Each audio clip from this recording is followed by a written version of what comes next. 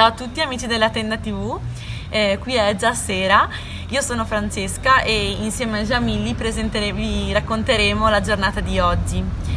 Questa mattina siamo andati a Ituaçu, una piccola cittadina vicino a Tanhaçu, per visitare un santuario scavato all'interno della roccia. Questo santuario si chiama Gruta de Mangabeira e è ricco di stalattiti e stalagmiti. Jamilli, ci vuoi raccontare un po' la storia di questo santuario? Sim, a Gruta Mangabeira é uma igreja de pedras que foi descoberta por um vaqueiro que estava a passar por cima das pedras, acabou caindo, não morreu.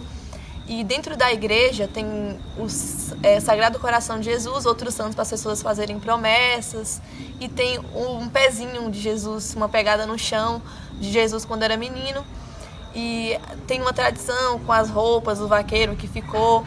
E a Gruta Mangabeira hoje ficou conhecido como lugar turístico, para as pessoas visitarem.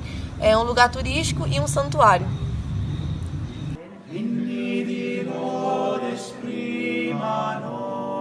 Le nostre voci, oh Dio, tutta la vita canti a te e al tuo amore eterno. Gloria, gloria a te, gloria, gloria a te, gloria a te, Dio dell'amore. Dopodiché, vicino al santuario, abbiamo potuto intraprendere un percorso in mezzo alla boscaglia che ci ha condotto al Pico de Urubu, un punto panoramico da cui abbiamo potuto visitare appunto il panorama baiano. Urubu sarebbe l'uccello, il rapace, che è molto diffuso qui in questa regione della Bahia.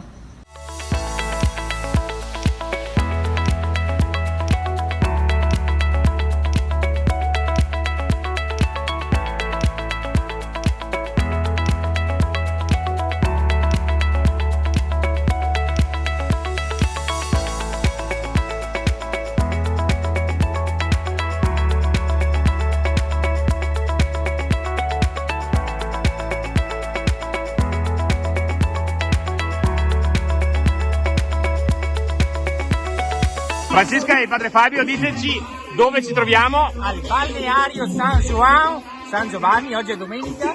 Siamo venuti a fare un po' di picnic oggi per festeggiare la domenica. Questo è il picnic brasiliano, farofa.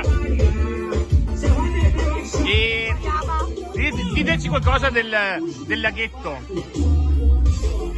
Ad oggi non è praticabile perché ci sono i piranha e quindi oggi optiamo per un semplice picnic. Di solito la gente fa anche un po' di bagno qui, ma adesso lo stanno svuotando e pulendo Perché ci sono i piranha. Quindi oggi abbiamo evitato di essere mangiati dai piranha. Bene.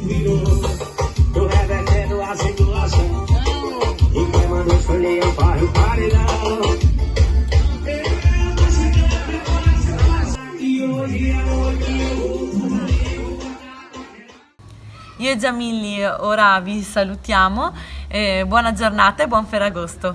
Ciao ciao! Tchau!